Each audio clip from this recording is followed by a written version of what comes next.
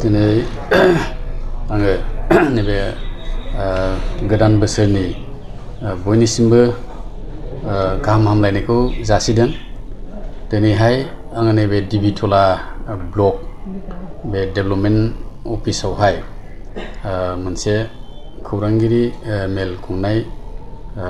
नोंथांमोननि गेजेरजों दा जोंनि बिटिआर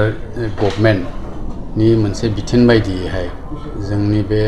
ओनसोलाव बा बिटिआर ओनसोलावहाय जे टिसिएलसिसि चेयारमेनफोरनि थाखाय अफिसावहाय मोनसे जिरायनो थाखाय जायगा गैयामोन। दा दिनै बिटिआर गभर्नमेन्टआ दा बेखौनो मोनसे प्लेटफर्मखौहाय बानायना होदों, माने जिरायनो थाखाय मोनसे जायगा बानायना होदों प्रत्येकटा ब्लक अफिसावहाय।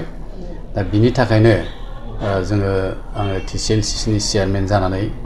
गिबियावनो आङो जोंनि बिटिआरनि गाहाय मावफुं सोद्रोमा मानगोनां प्रमद बर' सार बिथांखौहाय साबायखर जासिदों। लोगोसे जोंनि पिएनआरडि डिपार्टमेन्टनि मानगोनां मावफुं सोद्रोमा बा गाहाय मावफुं सोद्रोमा मानगोनां गबिन्द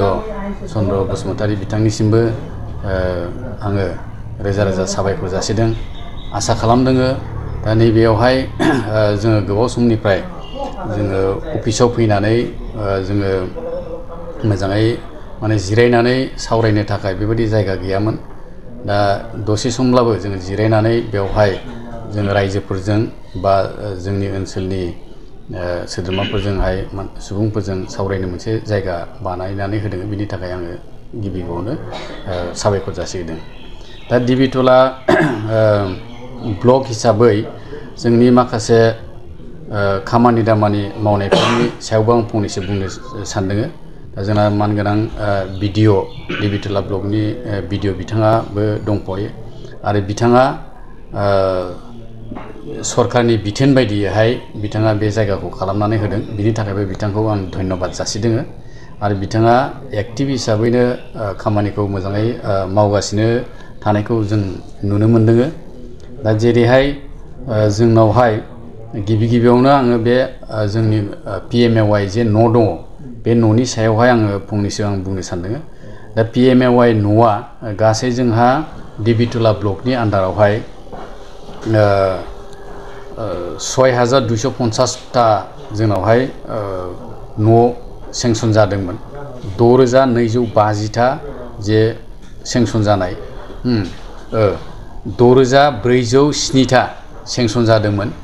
दा बिनिनो 6250टाया अलरेडि कमप्लिट जाबाय।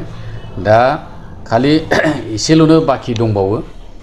कमप्लिट जानो। आरो जोंहा अलरेडि बे न' लुनाया 97% थांबाय। जास्ट 3%ल'नो दङसै बे दिबिथला ब्लकआवहाय। बे 3%आबो फ्राय कमप्लिट जानायनि लामायाव दङ। दा बिनि थाखायनो आङो बिडिअ बिथांखौ आङो धन्यबाद जासिगोन आरो बे ब्लकनि जेनाखि स्टाफफोर दं बे स्टाफफोरखौबो आङो धन्यबाद जासिगोन जे बिथांमोना सरकारनि जेनाखि मावनांगौ हाबा बेखौहाय मोजाङैनो मावबाय थादों। जे 3%ल' बाखि दंसै जे पिएमएवाइ न'आ कमप्लिट जानो थाखाय। दा बेवहाय माखासे ओरैबायदि दङ जे फुराना दंमोन 16-17नि गंनै गंथामसो दङ। दा बिथांमोना माखासे एसे शिफ्टेडबो जानाय दङ माखासे गुबुन जायगायाव। दा बिथांमोना माने बे न' लुनायावहाय एसे प्रब्लेम जादों आरो माखासे गुबुन जायगायावहाय खामानि मावहैनाय दङ। दा बिथांमोनखौबो जोङो लेंहरनाय जादों जे नोंथांमोना न'खौ कमप्लिट खालामनांगौ होननानै। दा बिनि थाखाय बे कयेकटा न'आ एसे उसुबिदा जादों लुफुंजोबनो थाखाय। आरो माखासे जोंहा 15 फाइनान्सनि जेनाखि माबा दंमोन खामानिफोर दंमोन, जे 15 फाइनान्सनि खामानिफ्राबो फ्राय कमप्लिट जानायनि लामायावहाय। जोंनावहाय 15 फाइनान्सनि माखासे जायफोरनाखि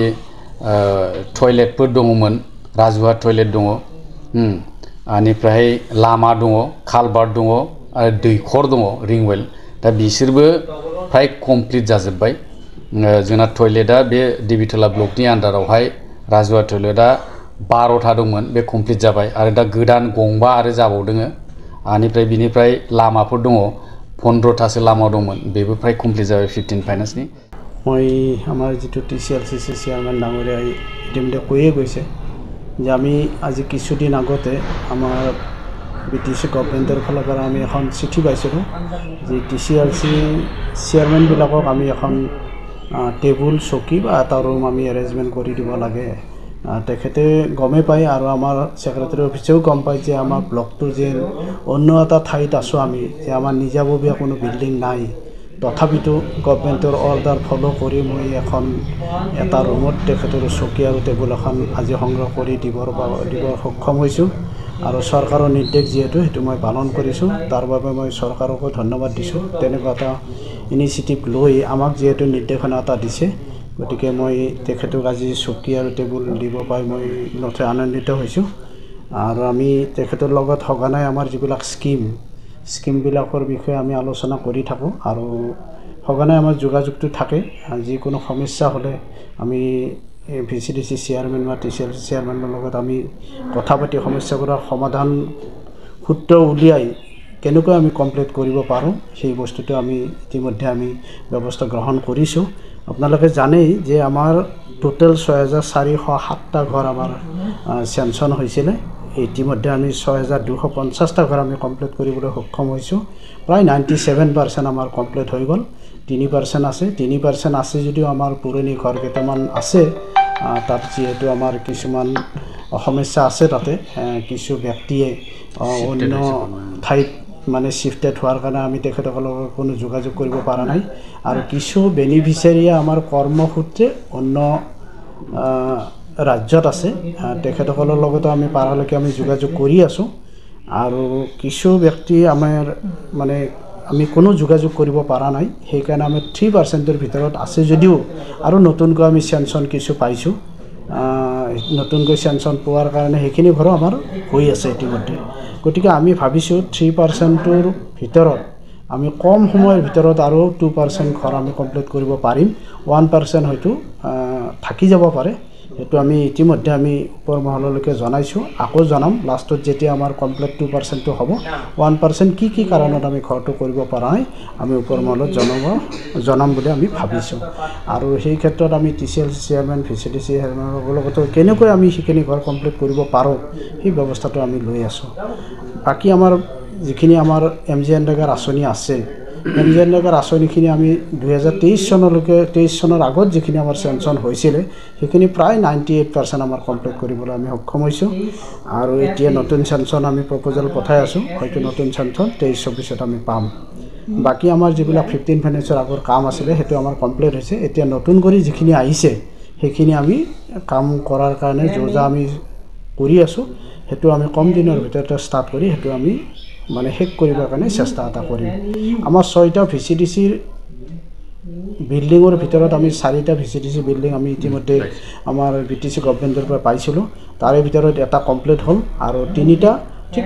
মানে কমপ্লিট হোৱাৰ পথত আছে ঠিকাদাৰে যদি আমাৰ এইখিনি বস্তু ঠিক কৰি দিয়ে অতি সোনকালে আমি সেইখিনি ভিতৰত আমি ল'ব পাৰিম ঘৰটো গতিকে আমি বিশেষ আমাৰ সেই নাই আৰু